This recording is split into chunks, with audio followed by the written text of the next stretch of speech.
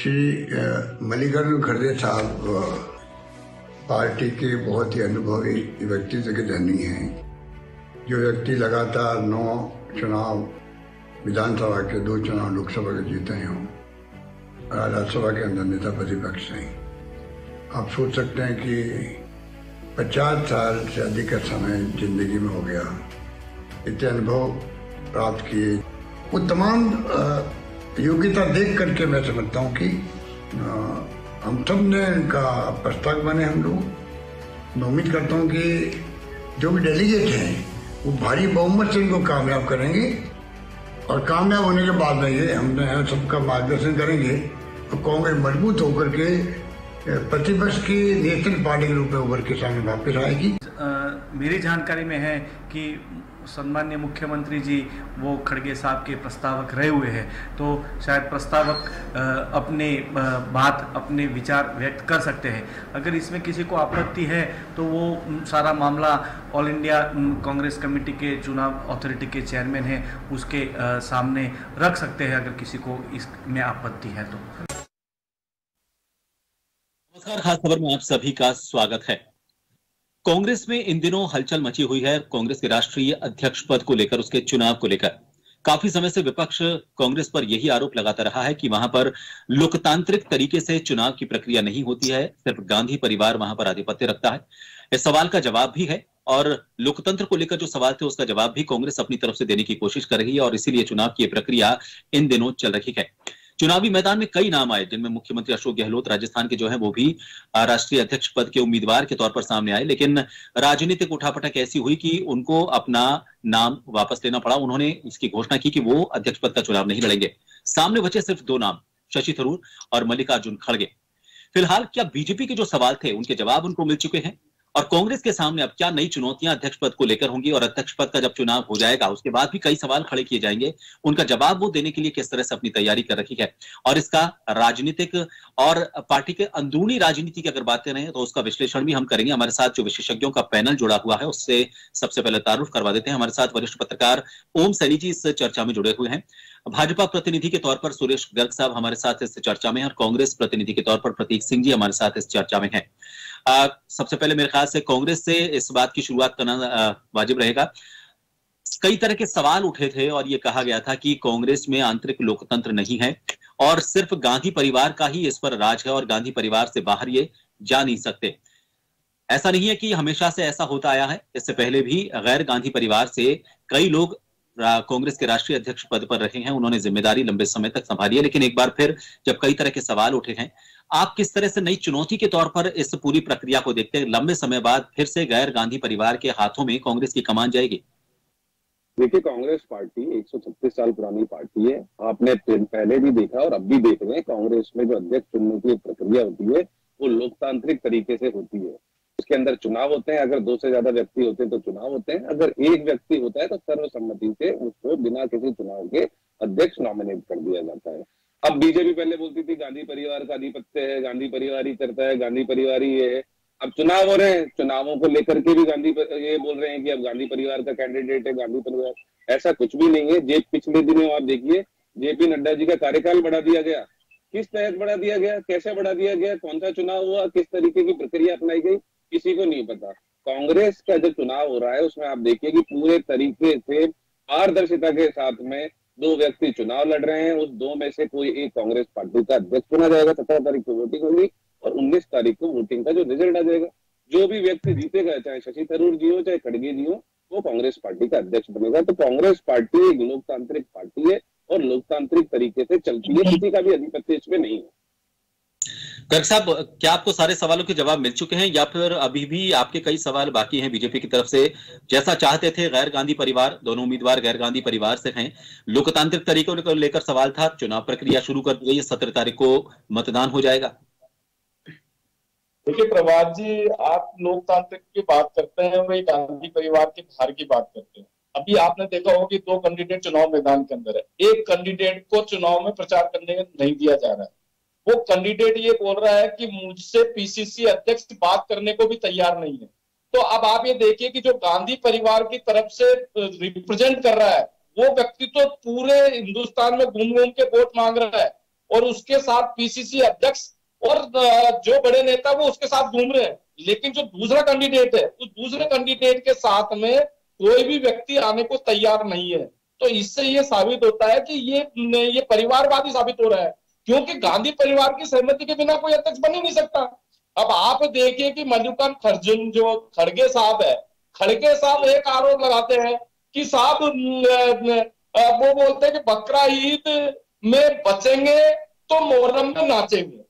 आप बताइए कि एक अल्पसंख्यक को मोहर्रम में नाचेंगे, मोहर्रम मातम का त्योहार होता है, मातम मनाने का त्योहार होता है, उसमें नाचने की बात कर रहे हैं। ये तो जो आने वाले राष्ट्रीय अध्यक्ष जो बनने हैं उनके शब्द है।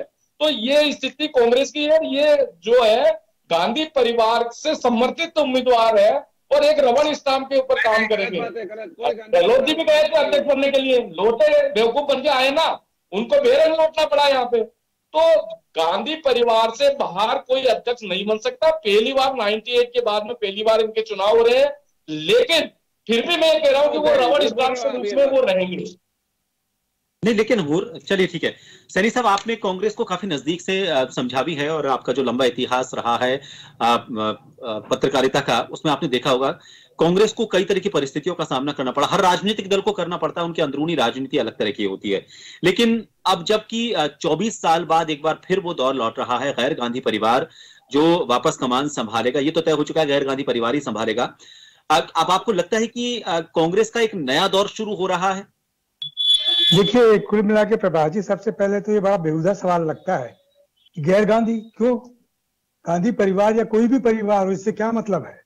ये किसी का लेन देन नहीं है। जो पार्टी के मेंबर हैं, जो डेलीगेट्स हैं, वो तय करेंगे कि कौन कुछ बनेगा कौन नहीं बनेगा। और फिर गांधी परिवार की तुलना करने का मतलब अनावश्यक रूप से उस परिवार को एक संकट में डालने की चेष्टा कर रहे हैं। वो परिवार, उस परिवार की शहादत का अपना इतिहास है, उनका कंट्रीब्यूशन है, उसको माइनस की नहीं किया जा सकता। कोई पॉलिटिकल पार्टी, सिर्फ समाजवादियों और कम्युनिस्टों को छोड़ के कोई पॉलिटिकल पार्टी ऐसी नहीं है जिसकी कांग्रेस के साथ में तुलना की जा सके। इन लोगों ने आजादी की लड़ाई में भी लड़े, ये जेल में भी गए, इनके लोग मरे भी हैं, इन्होंने अंग्रेजों के अत्याचार भी से। लेकिन जो नई पार्टियां बनी हैं, अभी अभी पैदा हुई है, बीजेपी तो अभी सन 80 में आई है, लेकिन जनसंघ आई, जनसंघ का भी वो इतिहास नहीं है। देखिए उस तरीके से तो ये तो एक बायस है, ये एक गैर कहना चाहिए कि जो कतई ही किसी तरीके से सही नहीं ठहराया जा सकता। और मेरा ख्याल है कि हम लोग जो मीडिया के लोग हैं वो इसको चर्चा करें, बड़ा आश्चर्यजनक लगता है। बहरहाल अगर कर रहे हैं तो फिर ये भी तय है कि 9000 लोगों में से जितने लोग जिसको ज्यादा वोट मिलेंगे वो जीतेगा। अब अजीब अजीब सवाल है कि साहब प्रस्तावक हो गए, आप प्रचार नहीं कर सकते। अरे प्रस्तावक हो गए, इसका मतलब है कि प्रचार अपने आप ही करेंगे। एक तो घोषित कर दिया, बिल्कुल सही है, घोषित ही कर दिया जैसा है कि साहब ऐसा नहीं हो सकता। ऐसा तो ये तो जो उदयपुर में जो फैसला हुआ था उसके बिल्कुल विपरीत जा रहा है। तो उदयपुर में फैसला हुआ था, उदयपुर में फैसला ये थोड़ी हुआ था कि अगर आप अध्यक्ष का चुनाव लड़ेंगे तो आप जहां कहीं से भी आपके जो प्रस्तावक होंगे वो वोट नहीं देंगे आपके या प्रचार नहीं करेंगे। तो ये अजीब अजीब किस्म की बातें हैं। शशि थरूर और खड़गे साहब के बीच में बड़ा बेहतरीन किस्म का मुकाबला चल रहा है। 23 लोग जो पहले अलग होकर के अपनी बात कह रहे थे, वो अब थरूर साहब के साथ में भी और खड़गे साहब के साथ में भी हैं। और कौन कहता है कि उनका एक एजेंट है, बाकायदा लोगों के साथ में संपर्क कर रहा है। कुछ नाराजगियां तो होती है इलेक्शन के वक्त में, वो हो रहे। और ये तो अच्छी बात है कि एक पार्टी जो स्टेटिक सी नजर आ रही थी और जिसको लेके प्रतिपक्ष तो नहीं, सत्ताधारी दल लगातार आलोचना कर रहा था, उसको जवाब मिल रहा है। होने दीजिए। वो देखिए, एक वाइस प्रेसिडेंट तो पैदल पैदल जा रहा है और कहां तक जाने की यात्रा जो है उसका असर देखिए कैसा असर हो रहा है। ये सब अच्छी बातें हो रही हैं और इनमें कहीं भी ऐसा नहीं है कि कोई ये सवाल उठाए कि साहब ये तो गैर कॉन्स्टिट्यूशनल हो रहा है। तो ये साबित नहीं होता। सारे जितने भी आरोप हैं उनका स्वतः ही जवाब मिल जाता है। तो ऐसी स्थिति में मैं नहीं समझता हूं कि और दूसरा, कांग्रेस पार्टी फिर से खड़ी, इससे कोई मतलब ही नहीं होता। देखिए ना, भारतीय जनता पार्टी के 2 सांसद रह गए थे ना, आज शासन में है या नहीं। तो ये राजनीति में उथल पुथल चलती रहती है, वैचारिक न इत्तेफाकियों के साथ समर्थक भी आ जाते हैं, विरोधी भी आ जाते हैं। तो इसको लेकर के ज्यादा इतराने की आवश्यकता नहीं होनी चाहिए। बहुत सहज बात है।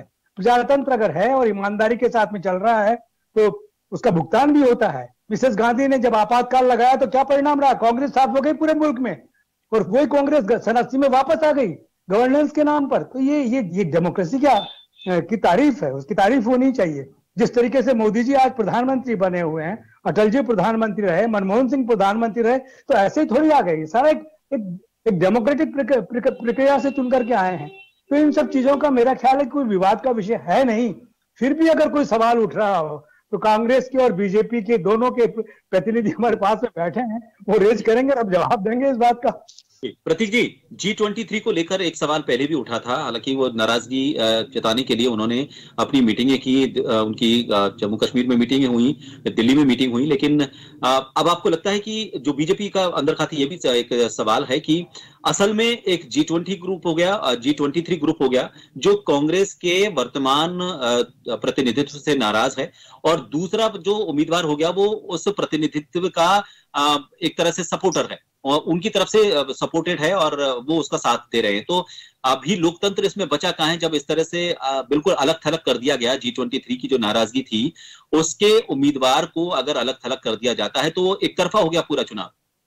देखिए, जो आप कथित तौर पे G23 बोल रहे हैं, G23 या कोई ऐसा ग्रुप जो नाराज था कांग्रेस पार्टी से, ऐसा कुछ नहीं है। थोड़े से कुछ लोग थे जो चाहते थे कि कुछ पार्टी के अंदर कुछ बदलाव हो, और उन बदलावों के लिए जो तत्कालीन जो हमारी प्रेसिडेंट थी सोनिया गांधी जी, उन्होंने उस प्रस्ताव को माना। और देखिए, आप सारे, चाहे आप भारत जोड़ो यात्रा की बात करेंगे, चाहे से उदयपुर के जो संकल्प लिए थे उसको लागू करने की बात करेंगे, चाहे जो कांग्रेस पार्टी में फुल टाइम प्रेसिडेंट के अगर चुनावों की बात करेंगे, तो सारी बातें मानी है। और वो जो नाराज, अगर कुछ लोग जो नाराज भी नहीं कह सकते अपन उनको, कि वो पार्टी में कुछ रिफॉर्म्स की जो बात कर रहे थे, वो सारे लोग प्रस्तावक बन करके खड़गे जी के साथ खड़े हुए थे। उन्होंने बोला कि हमारी जो कुछ मांगे थी वो मान ली गई है। हमारी मांगे थी कि चुनाव होना चाहिए कांग्रेस पार्टी के अध्यक्ष पद के लिए, वो हो रहे हैं। तो हम कांग्रेस पार्टी, गांधी परिवार या कोई भी जो राहुल गांधी, सोनिया गांधी जी, जो भी हमारे नेता हैं, उनके साथ हैं, और ऐसी कोई नाराजगी नहीं है। और आप शशि थरूर जी को देख लीजिए, शशि थरूर जी बार बार ये बात बोलते हैं कि भाई ये एक हेल्दी कंपटीशन है, ये कोई लड़ाई नहीं है, ये कोई चुनाव नहीं है भाजपा और कांग्रेस वाला, ये हमारे घर की आपस की एक पोस्ट के लिए चुनाव हो रहा है, और ये हेल्दी कंपटीशन है। हेल्दी कंपटीशन में जो 9,000 डेलीगेट जिसको डिसाइड करेंगे, जो पीसीसी के जो मेंबर होते हैं, वो अध्यक्ष बन करके आएगा, और जो हारेगा वो भी कांग्रेस पार्टी को मजबूत करने के लिए काम करेगा, और जो जीतेगा वो भी कांग्रेस पार्टी को मजबूत करने के लिए। जी सुरेश गर्ग साहब, आंतरिक लोकतंत्र की एक पहचान ये भी होती है कि लोग खुलकर अपनी बात कह पाते हैं। कांग्रेस का ये कहना है कि अगर मान लीजिए शशि थरूर या कुछ और नाराज नेता नाराजगी रखते हैं किसी नेतृत्व से या किसी से भी, वो कम से कम खुलकर बोल पा रहे हैं, इतनी आजादी तो है। बीजेपी में तो अगर किसी को नाराजगी होती है तो वो बोलने की ताकत ही नहीं जुटा पाता है। ये तो लोकतंत्र का एक तरह से सबूत है कांग्रेस में। देखिए, कांग्रेस के अंदर अगर किसी ने बगावत कर दी ना, तो वो कांग्रेस के अंदर उसका कोई वजूद ही नहीं होता, उसका वजूद खत्म हो जाता है।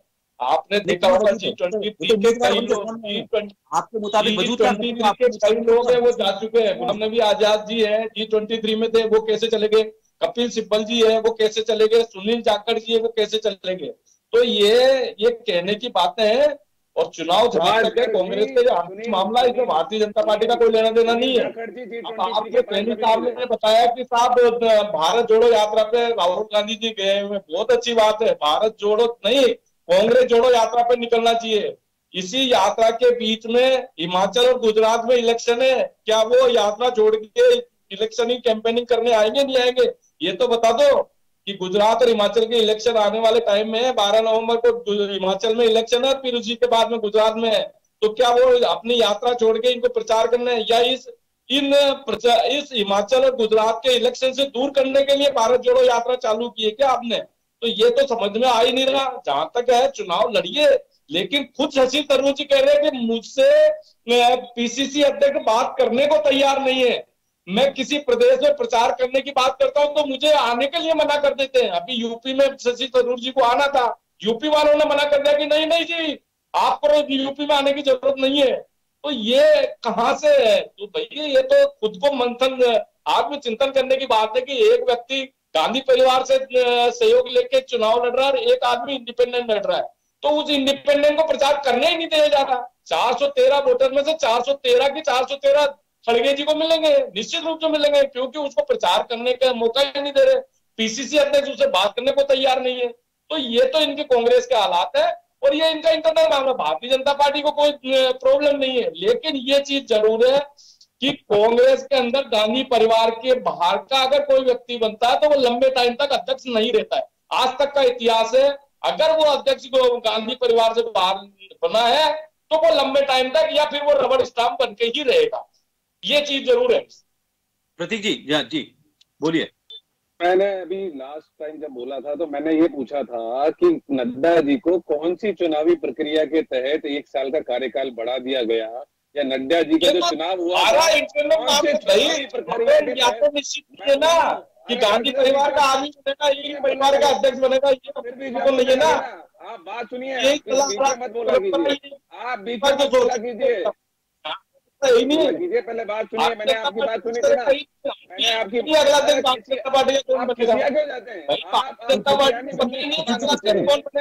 प्रतीक जी कुछ कह रहे हैं, गर्ग साहब प्रतीक जी कुछ कह रहे हैं जी।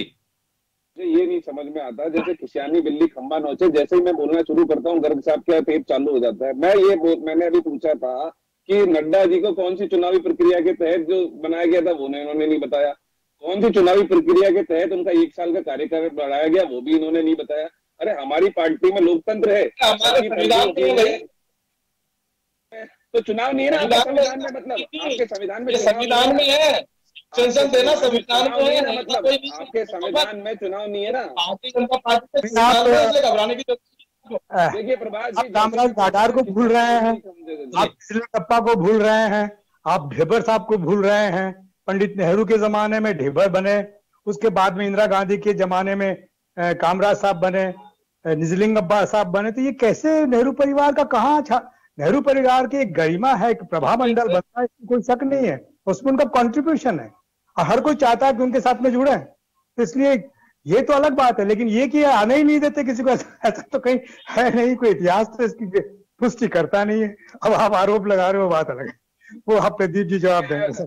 सब ये क्या है, ये भाजपा वालों को ना तो इनका इतिहास पता है ना इनका वर्तमान पता है। इतिहास पता नहीं है। भारत अभी आज देशभक्ति की बातें करते हैं, 1942 के अंदर भारत छोड़ो यात्रा के खिलाफ खड़े हो गए थे, ब्रिटिश सेना में भर्तियां करवा रहे थे इनके आरएसएस के लोग, और आप इनकी बात मुस्लिम लीग के साथ मिलकर के पार्टी चला रहे थे, उप मुख्यमंत्री बने थे बंगाल के अंदर। जवाब कैसे दे रहे हैं इनको?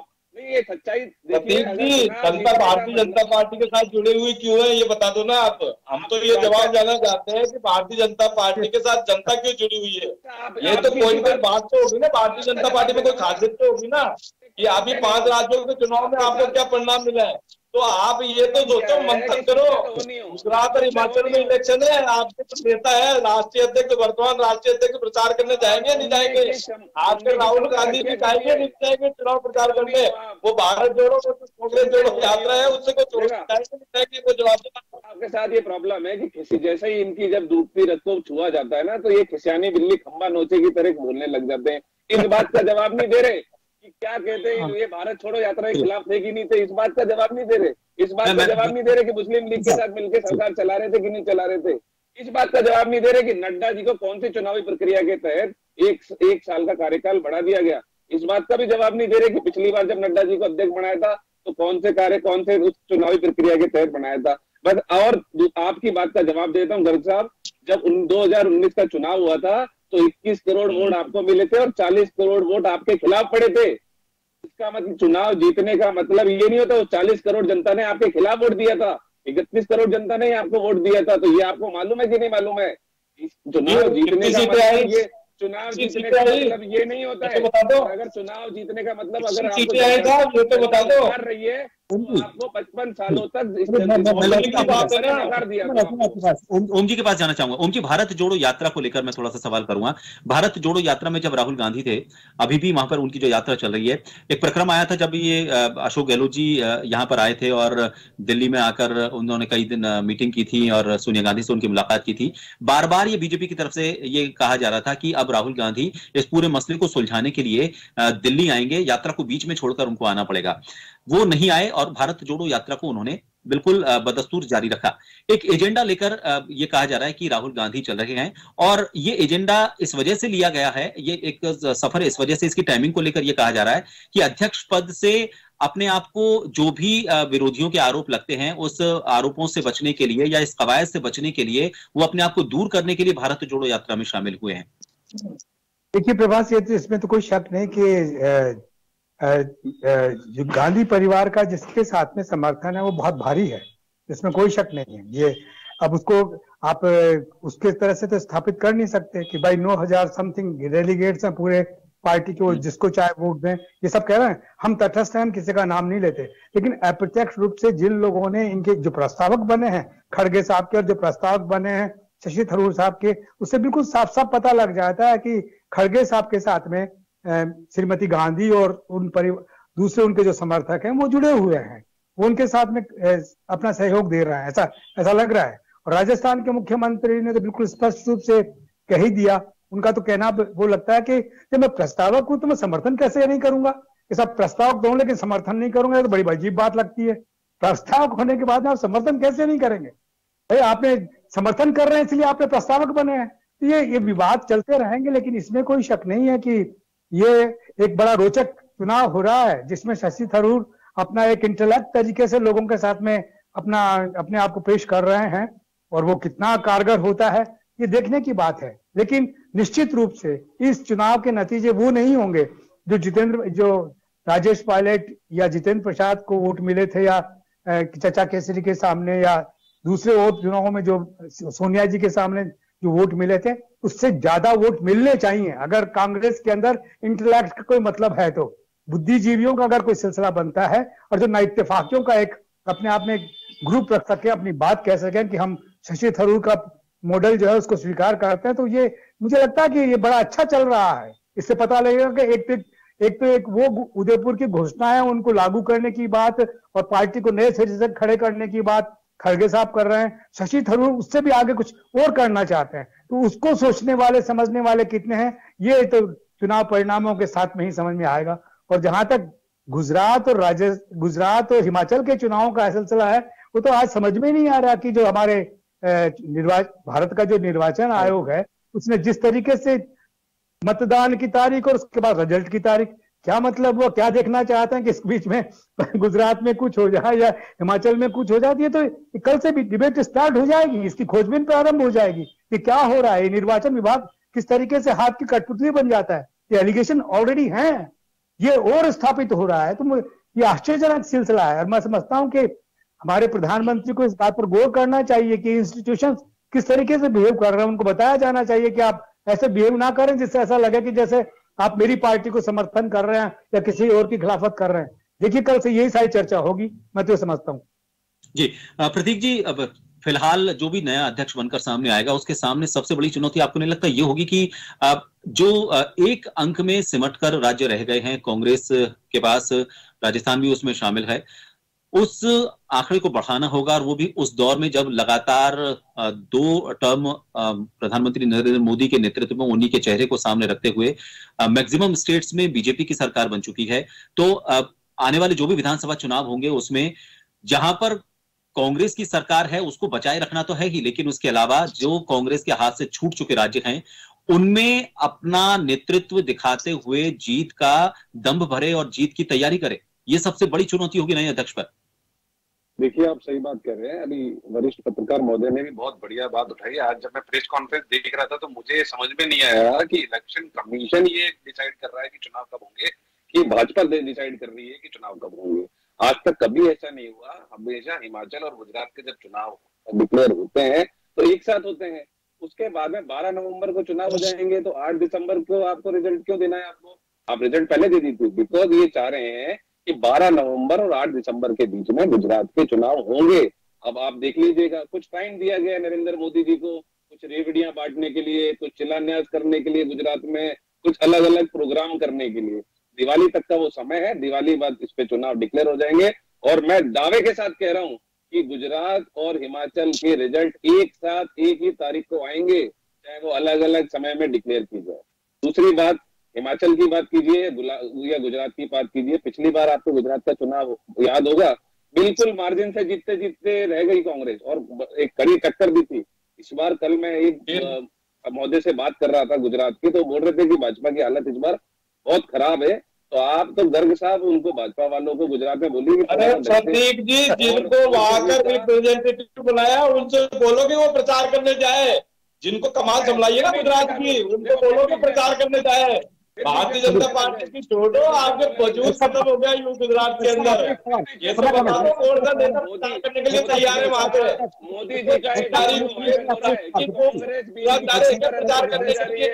मेरा आपसे एक सवाल गर्ग साहब, मेरा आपसे गर्ग साहब चुनाव जीत रही है। करना चाहूंगा, समय कम है। एक सवाल आपसे करना चाहूंगा, समय कम है गर्ग साहब, आपसे आखिरी सवाल। क्या अब जब आपके कहने पर या आप ये आपके कहने पर या कांग्रेस अपने स्तर पर चाहती थी कि चुनाव की प्रक्रिया हो, लोकतांत्रिक तरीका अपनाते हुए 2 उम्मीदवार तो कम से कम मैदान में आए, बीजेपी कब इस तरह की शुरुआत कर रही है कि 2 उम्मीदवार कम से कम अध्यक्ष पद के चुनाव को लेकर आए? देखिए, भारतीय जनता पार्टी तो संविधान में, जो भारतीय जनता पार्टी का संविधान बना हुआ है उसके अकॉर्डिंग काम करती है और उसके हिसाब से चुनाव होते हैं। भारतीय जनता पार्टी में ये दिखावे के चुनाव नहीं है, गांधी है उसको जबरदस्त हो सकता है। गांधी परिवार ने जानबूझ के जरूर आरोप लगा रहा है कि मुझे राजनीति किया जा रहा है, तो उससे समझ में आ रहा है गुजरात बताइए कि गांधी जी प्रचार करने जाएंगे क्या? मतलब बीजेपी में मनोनीति अध्यक्ष होंगे, बीजेपी अध्यक्ष होंगे। गुजरात की चुनाव की जिम्मेदारी दी है, गुजरात में प्रचार करने की, ये तो बता दो। वो तो यही बैठे हुए हैं जिनको जिम्मेदारी दी है। आपको तो असर खत्म हो गया गुजरात के अंदर। पूरे दुनिया भर के सर्वे बता रहे हैं कि भारतीय जनता पार्टी सबसे ज्यादा सीटों से जीत के आ रही है, और आप बोल रहे हो कि हम गुजरात जीत रहे हैं। कौन से ख्यालों में घूम रहे थे, कौन से ख्यालों में चल रहा था भारतीय जनता पार्टी? माफी चाहूंगा आपसे गर्ग साहब, माफी चाहूंगा गर्ग साहब, माफी चाहूंगा गर्ग साहब, माफी चाहूंगा आपसे, समय पूरा हो चुका, माफी चाहूंगा आप सभी से। देखिए, चुनाव की प्रक्रिया है, अगर कांग्रेस इस चुनाव की प्रक्रिया को अपना रही है तो इसका इंतजार भी करते हैं, देखते हैं 17 अक्टूबर को क्या आंकड़े निकलकर सामने आते हैं। जैसा आप चाहते हैं कि एक तरफा पूरा चुनाव ऐसा होता है या फिर वास्तव में कांटे की टक्कर नजर आती है, लेकिन जो भी चुनाव की प्रक्रिया यहां पर हो रही है, कांग्रेस का यह कहना है कि चुनाव की प्रक्रिया हमारा निरंतर हिस्सा है। पहले भी कोई उम्मीदवार अगर आता तो हम उसका स्वागत करते और वो चुनाव की प्रक्रिया जो होती है उसमें उसको उम्मीदवार के तौर पर सामने रखते। लेकिन बीजेपी का जो भी स्टैंड इस पर रहेगा, बीजेपी भी खैर इंतजार कर रही है कि 17 तारीख के बाद 19 तारीख को क्या रिजल्ट निकलकर सामने आता है, क्योंकि उसके बाद नए मोर्चे पर वो कांग्रेस को घेरने की कोशिश करेगी। फिलहाल कांग्रेस के अध्यक्ष पद को चुनाव को लेकर सियासी गहमा गहमी के बीच इस खास खबर में इतना ही। मुझे दीजिए इजाजत, नमस्कार।